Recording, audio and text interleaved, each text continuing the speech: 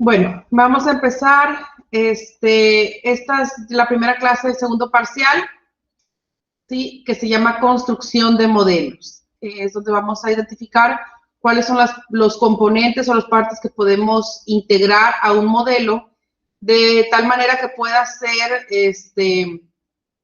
digamos, que nos pueda servir como una base para, naturalmente, pues tomar decisiones con respecto a los análisis y la información que nos proveen. Anteriormente fueron expuestas algunas ideas y razonamientos básicos acerca de la construcción de modelos simbólicos. Y se reiteró que el arte de la formulación de modelos es un proceso repetitivo. Este parcial va a estar enfocado en la construcción de ciertos modelos determinísticos en hojas de cálculo electrónicas de Excel, para lo cual vamos a poner varios ejemplos. Durante este proceso se pondrán a la consideración varias ideas. Un momentito. ¿Alguien está tocando el timbre?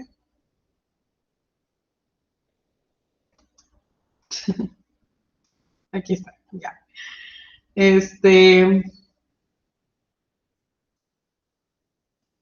Se pondrán a consideración pues varias ideas. La primera es que haya sugerencias sobre la forma de traducir una representación de la caja negra. Vamos a ver primeramente qué es la caja negra. En un modelo construido en una hoja de cálculo electrónica. Normalmente vamos a utilizar Excel. Entonces sí me interesa que para la próxima clase lo más posible utilicen el Excel. Es decir, que estén conectados a una computadora que tenga Excel, o ya sea que estén conectados en su celular y a la vez puedan trabajar en su computadora, en su laptop, lo que tengan a la mano, para usar las hojas de cálculo, porque en eso se centra este tema y este tipo de modelos, ¿ok?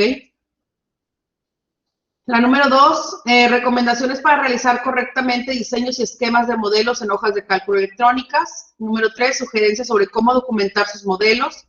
Y número 4, características útiles de Excel para la construcción y el análisis de modelos.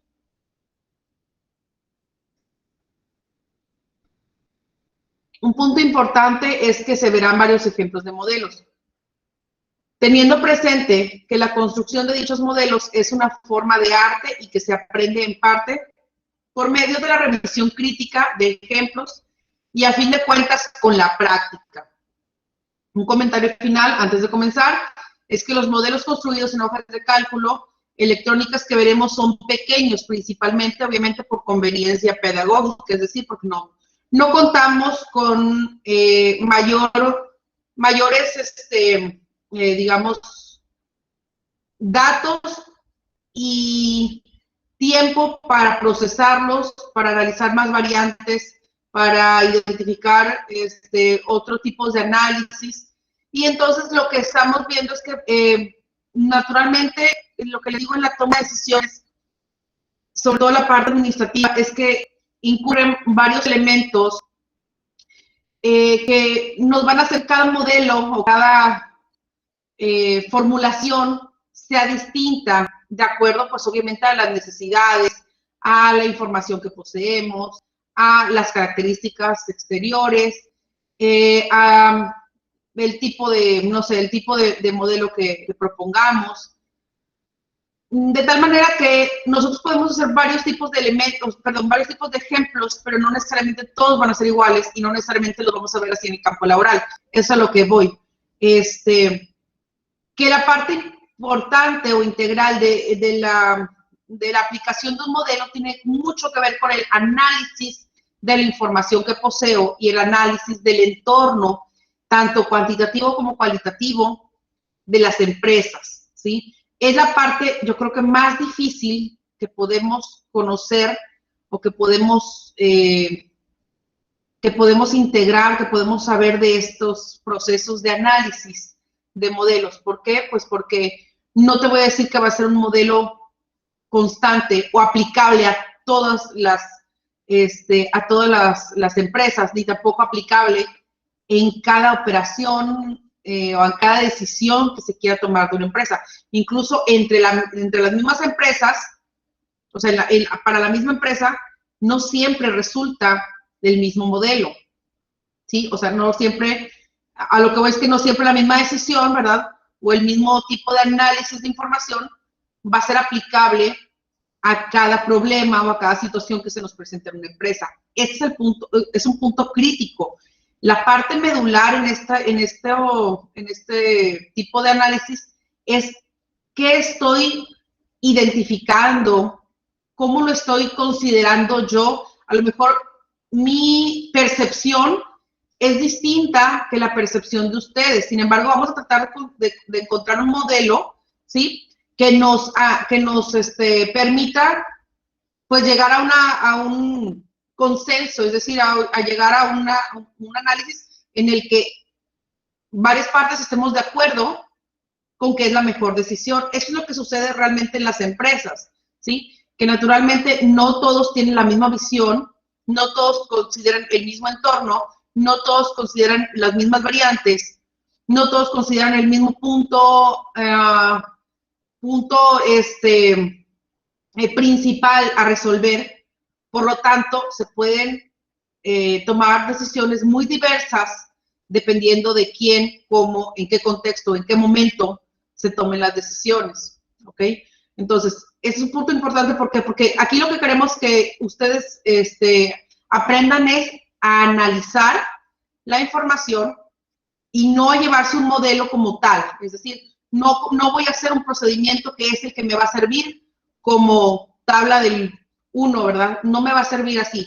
¿Por qué? Porque dentro de las empresas y en diferentes tipos, momentos, contextos y situaciones, obviamente que voy a aplicar la que yo considere más adecuada con base en mi conocimiento, con base en la información de la que poseo, con base en el entorno de la empresa, con base en las necesidades de la empresa, entre otras muchas cosas, entre otras muchas variantes, ¿verdad? Entonces, por eso los ejemplos que vamos a ver aquí son de la manera pedagógica, lo más conveniente posible, para ir nosotros, digamos, tomar decisiones con un discernimiento sobre el análisis de la información, que eso es lo más adecuado, ¿sí? Dice, las hojas de cálculo electrónicas modernas como el Excel son capaces de contener modelos mucho más grandes, incluso gigantescos. Sin duda hay muchos ejemplos de uso exitoso de modelos enormes. Sin embargo, ni las dimensiones ni el refinamiento matemático del modelo implican necesariamente por sí solos que este sea útil. Los modelos sencillos y pequeños también pueden tener una gran utilidad si brindan ayuda para la toma de decisiones. Más aún, los grandes y sofisticados modelos que tienen éxito han evolucionado, casi siempre a partir de un precursor rudimentario, merced al éxito de la experiencia administrativa.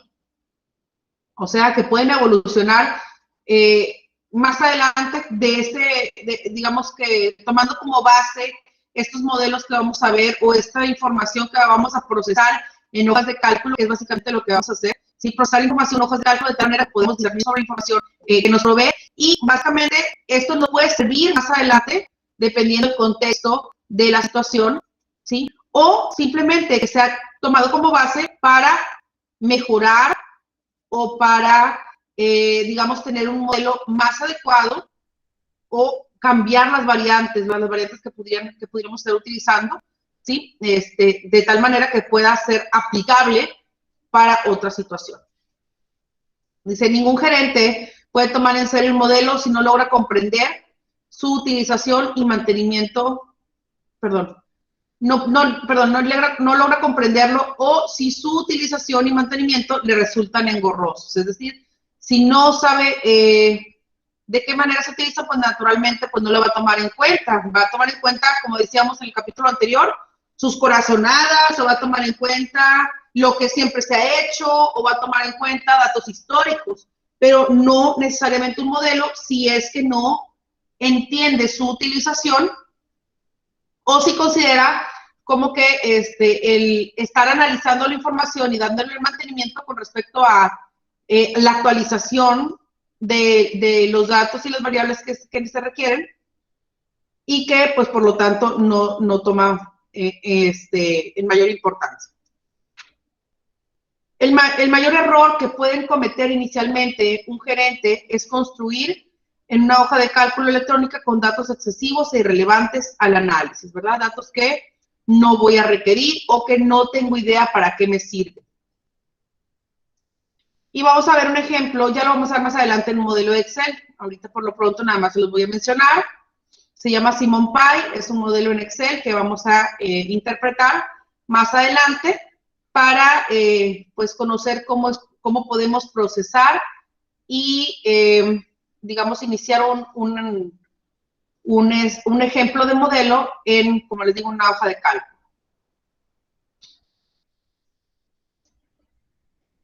Dice Simon Pie Company obtiene ganancias combinando dos ingredientes, fruta y masa de pan congelada, que compra para confeccionar con ellos tartas de manzana. Por medio del procesamiento apropiado, que es la cocción, el empaque y la entrega, las cuales vende a tiendas de abarrotes de la localidad. El fundador de la compañía, Samuel Simon, se ha propuesto construir un modelo de Excel para explorar todas sus opciones. El primer paso para la construcción del modelo es definir un diagrama de caja negra. Este consiste en identificar las variables de entrada y salida y a partir de una medida de desempeño para definir sus elementos conceptuales. El hecho de que Simon necesite obtener ganancias inmediatas facilita la elección de las ganancias semanales como medida de desempeño, es decir, él va a tomar en consideración, no lo voy a hacer ahorita, pero digamos que lo va a tomar en consideración las ganancias semanales como la medida de desempeño, es decir, que va a ser su punto de referencia, ¿sí? Para determinar lo que requiere, digamos, los datos que requiere su caja negra, es decir, con qué datos va a integrarla o va a alimentar ese primer modelo y qué información requiere que salga de él. Entonces, su medida de desempeño son las ganancias semanales. Dice, al meditar en la situación, Simon concluye que una vez considerado todo lo demás, su decisión más crítica consistirá en determinar el precio de las tartas al mayoreo. Ese es su punto, digamos, al que quiere llegar. Esa es la parte más importante de su decisión, ¿sí? Entonces, toma como medida de desempeño las ganancias semanales y él va a determinar, o su decisión más crítica para él es determinar el precio de las tartas al mayoreo. Dice, el plan de mercadotecnia de Simon le impide modificar el tamaño o la calidad de sus tartas. Y las tiendas de abarrotes agregan simplemente un cargo extra al costo por el cual adquieren las tartas, es decir, el precio de mayoreo de Simon. Así, las cantidades de tartas vendidas y por consiguiente sus costos están determinados por el precio de las tartas de Simon al mayoreo. A partir de esto, Simon concluye que el precio de las tartas de manzana es variable, esta es la variable de decisión. El precio de las tartas de manzana es la variable de decisión. Y será lo que determine sus ganancias, que eso es, dijimos, su criterio de desempeño, junto con los parámetros de costo, es decir, cómo está considerando o esperando, ¿sí? Que lleguen o que aumenten, digamos, sus costos. Y bueno, aquí tenemos un modelo de caja negra, ¿sí? En el que primero voy a identificar todas las variables que conozco, ¿sí? O todas las variables que la empresa va a ofrecer al modelo para poder determinar cuántas van a ser mis ganancias. Entonces, esto le decimos que son nuestras variables de entrada y esta es mi variable de salida una vez que construya el modelo, ¿sí? Dentro del modelo de caja negra tengo que mis variables de entrada son el precio de la tarta, el costo unitario de relleno, el costo unitario de la masa, el costo unitario del procesamiento de la tarta y el costo fijo. y voy a desarrollar un modelo el cual me genere cuánto va a ser mi ganancia. Ya después voy a ver si mi ganancia unitaria, porque lo que yo quiero saber es cuál va a ser el precio al que dé de mayoreo las tartas o los panes.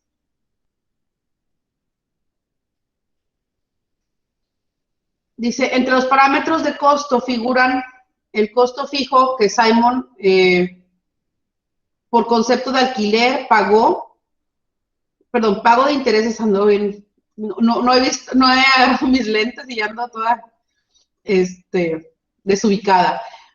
Pago de intereses sobre un préstamo comercial y así sucesivamente.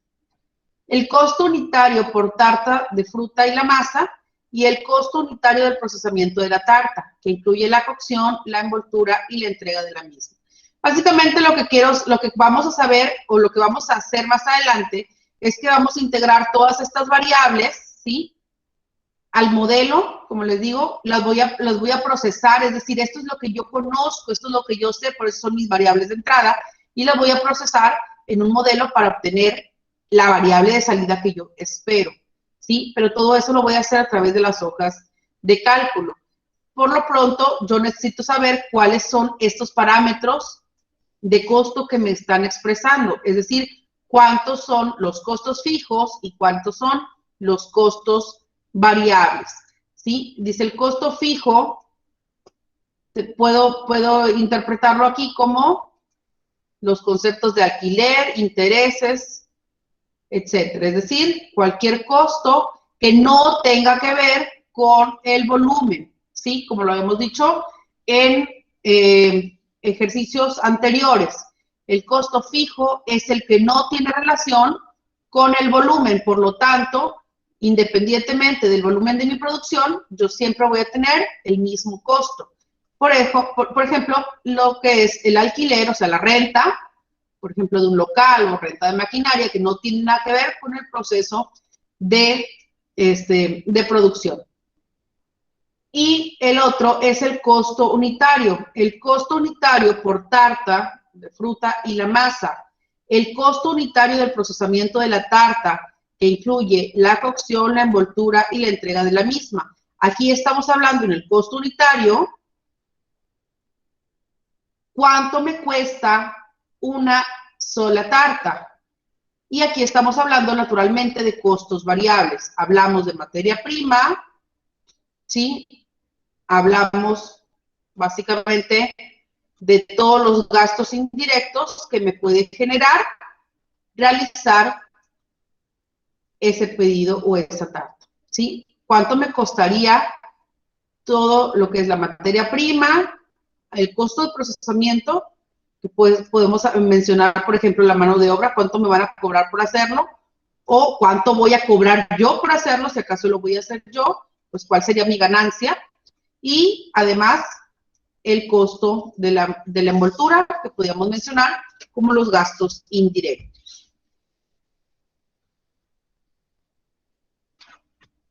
Roberto, ¿me ayudas, por favor?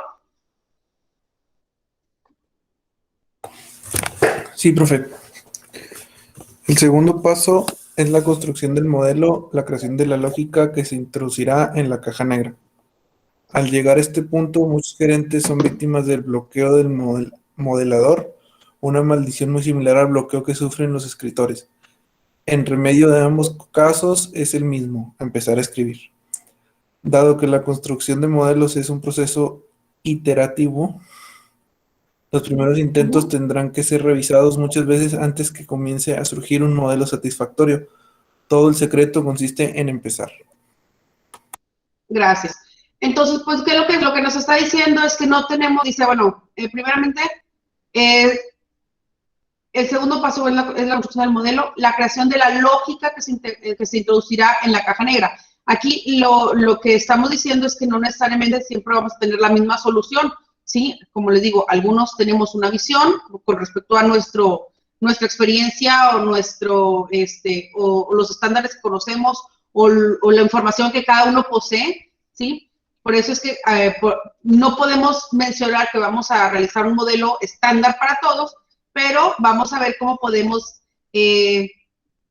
crear uno que nos parezca adecuado para cada uno de nosotros, ¿sí? Obviamente hablando pues ya del momento que tengamos que tomar una decisión, ¿ok? Entonces dice, la construcción de modelos es un proceso iterativo, es decir, ¿qué quiere decir? Que es repetitivo, es decir, que para saber que realmente está funcionando, tengo que hacerlo constantemente, revisarlo constantemente e identificar si se aplicó y funcionó para este tipo de decisiones, ¿sí? Si me va a funcionar para cierto tipo de decisiones, por ejemplo, operativas de la empresa, ¿sí? Y entonces ya se aplica constantemente, pero primero se tiene que revisar, se tiene que analizar y tenemos que implementarlo para identificar que realmente es satisfactorio, ¿sí? Dice, a partir de la medida de desempeño elegida, las ganancias la medida de desempeño que decidimos. Simon define sus dos componentes, que son los ingresos y el costo total. Enseguida, Simon descompone cada una de las dos variables intermedias en sus partes constitutivas. Después subdivide cada una de estas en otras partes y así sucesivamente. Como se ve en la siguiente imagen que vamos a ver, el proceso de creación del diagrama de Simon termina cuando todas las variables de entrada han sido definidas. Y podemos ver un modelo como este en el segundo paso, en el cual, por ejemplo, las ganancias las subdividió, digamos, en dos puntos, que son los ingresos y el costo total. ¿Cuánto voy a obtener de ingresos? ¿Cuánto me va a costar esos ingresos? Y eso es lo que va a determinar mi ganancia, ¿sí? El costo total, bueno, primero voy a quedar a la derecha. El costo total va a estar definido por los costos fijos y los costos de procesamiento, ¿sí? Tenemos dos variables para el costo total. Los ingresos están definidos por las tartas demandadas y por el precio de la tarta. ¿Cuánto voy a vender de cada una de ellas y cuánto es el precio al que lo estoy vendiendo? De eso va a estar determinado los ingresos. El costo de procesamiento está determinado por cuántas tartas son demandadas y cuál es el costo unitario del procesamiento de la tarta, ¿sí? Sí, están viendo que cada uno de ellos tiene dos variables o está subdividido en dos variables que tenemos que conocer para poder identificar todo el modelo, ¿sí? Por ejemplo, aquí tengo las cantidades de ingredientes que requiero, ¿sí? Está determinado por cuál es el costo de los ingredientes y cuántas tartas me van a pedir o cuántas tartas son demandadas, ¿sí?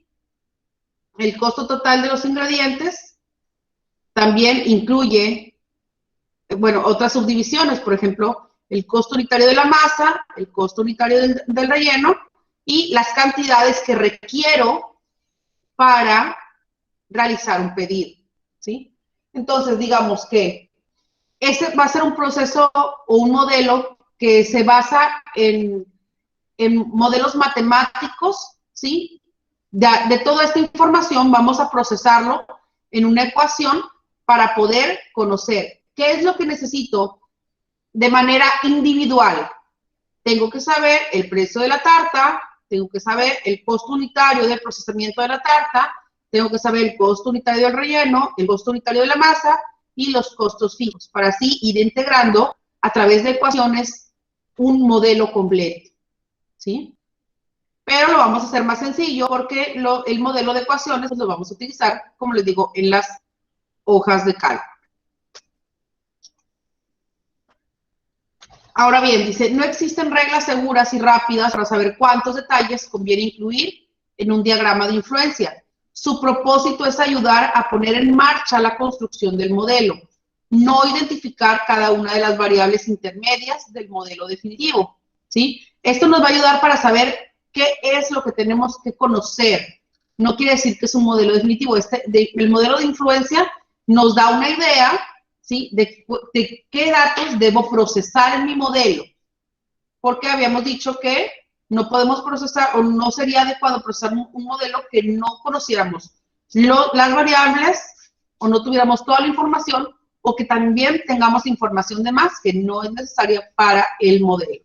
Entonces, este diagrama que vimos anteriormente se llama diagrama de influencia y nos va a permitir identificar ¿sí? ¿Cuáles son estos elementos que podemos ir, se le llama descomponiendo, ¿verdad? ¿Cuáles variables voy a ir descomponiendo hasta llegar a un punto específico?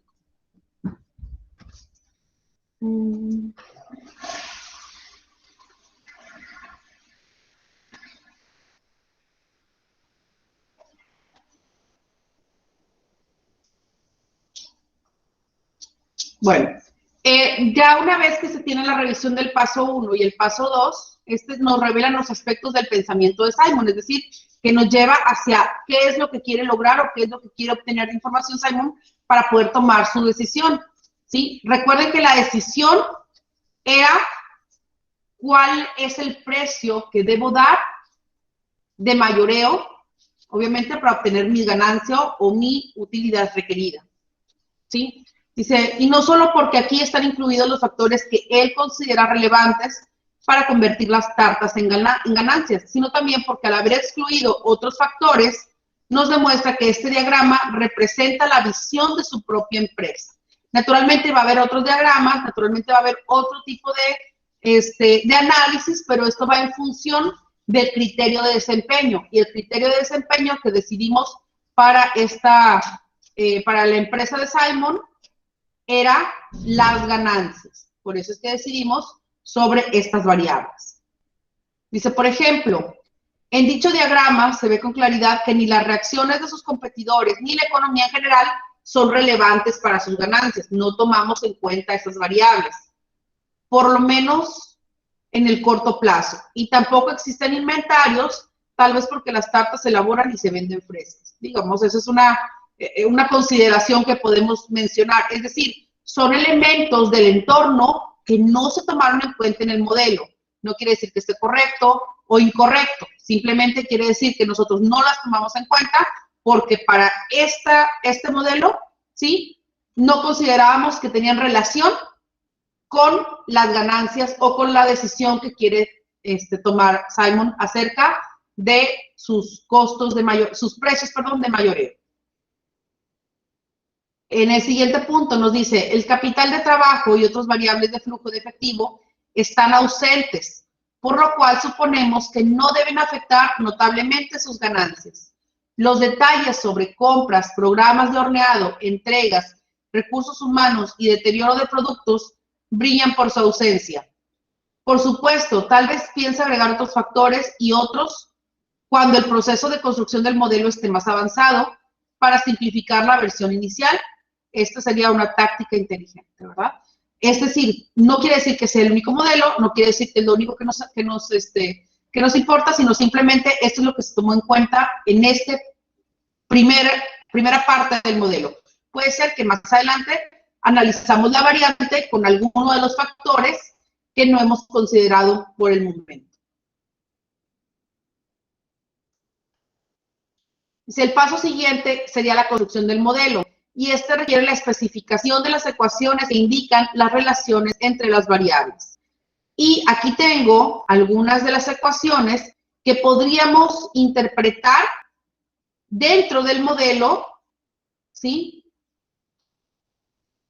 De este diagrama de influencia, ¿sí? Porque aquí, pues, vemos cómo se relacionan ciertos factores, ciertos valores, ciertas variables, y aquí lo estoy haciendo en un procesamiento matemático. Si yo quiero saber cuántas son las ganancias, yo necesito conocer cuántos son los ingresos y cuánto es el costo total. Si yo quiero saber cuántos son los ingresos, necesito conocer el precio de la tarta y cuántas tartas se van a demandar. Si yo quiero conocer cuánto es el costo total, que lo requiero obviamente para conocer las ganancias, yo tengo que saber cuánto es el costo de procesamiento, cuánto es el costo de los ingredientes y cuánto es el costo fijo, ¿sí? Lo voy a cambiar para que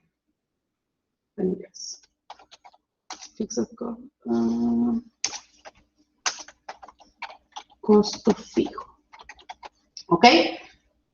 Si yo quiero saber cuánto es el costo que voy a tener por los ingredientes, pues yo necesito saber cuánto es la cantidad de relleno que requiero por cada pie y cuánto es el costo unitario del relleno. Además, tengo que saber cuánta es la cantidad de masa y cuánto es el costo unitario de la masa. Y si quiero saber el costo de procesamiento, pues tengo que saber cuántas son las tartas demandadas y cuánto es el costo unitario del procesamiento de las tartas. Y de ahí, pues ya voy a saber otros valores y otros factores y voy a poder determinar un precio de venta, por ejemplo, al menudeo y un precio de venta al mayoreo. Pero primeramente tengo que identificar estos valores. Si se fijan, es lo mismo que tengo aquí, ¿sí? Pero ahora está a través de un modelo matemático, ¿sí? ¿Sí está quedando más o menos claro lo que estamos haciendo, lo que les estoy comentando? Sí, Sí, profe. maestra, todo bien. Ok, muy bien. Ok. Maestra, Vamos a una continuar. pregunta. ¿Sí? Estoy tomando screenshot, y también pues voy a pasar el apunte. Lo que pasa es que como, digo, son varias diapositivas, no sé si esté muy extenso, no sé si venga en la plataforma.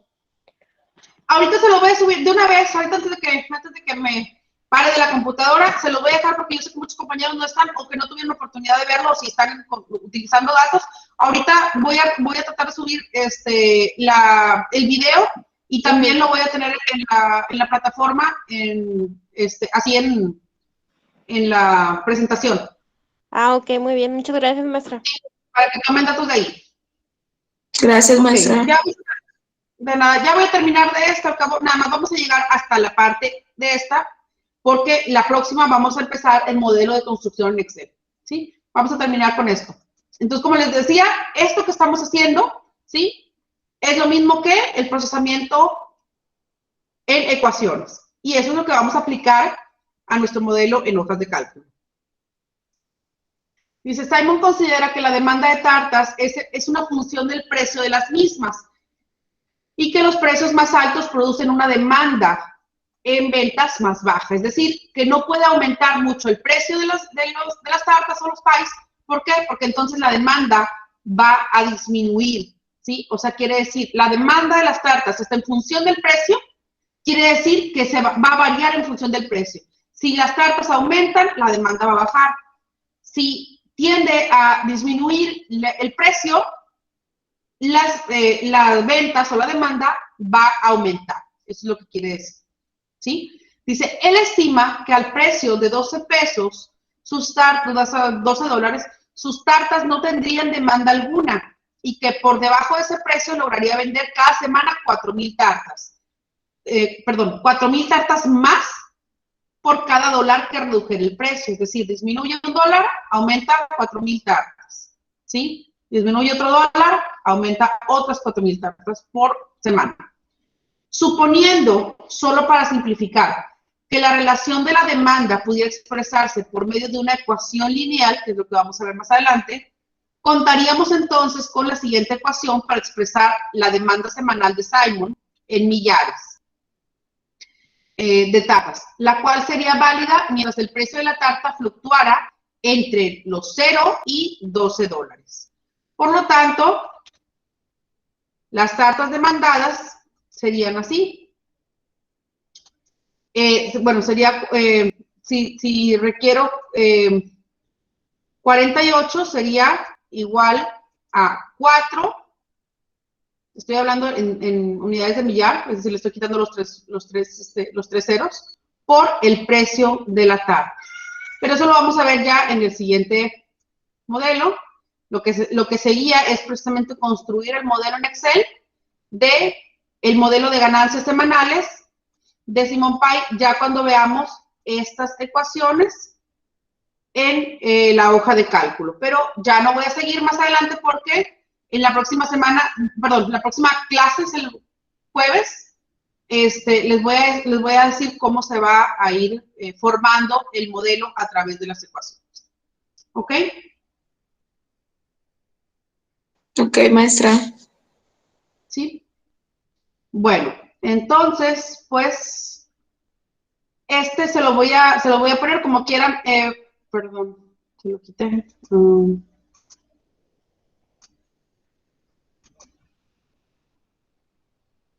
Bueno, como quiera, ahorita lo voy a subir para que lo puedan ver y y lo puedan tomar como base, porque ya saben que con esa información vamos a tomar la referencia para los datos de la próxima clase.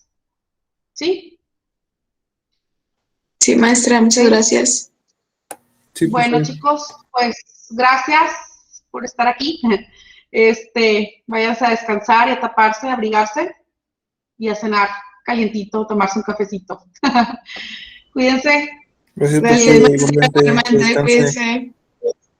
Nos vemos, cuídense mucho y ahorita subo el video Adiós. para sus compañeros y la clase para ustedes, esta presentación para ustedes, para que lo tomen para la siguiente clase. ¿Sale? Gracias, profe. Gracias, maestra. Ándele, Buenas gracias, Buenas Roberto, noches. gracias, Karina. Bye, Aremi. Gracias. Adiós, Berem. Hasta jueves. Ándele. Que tenga bonita Bye, bye, Merari. Gracias igualmente, chicos. Bye, bye.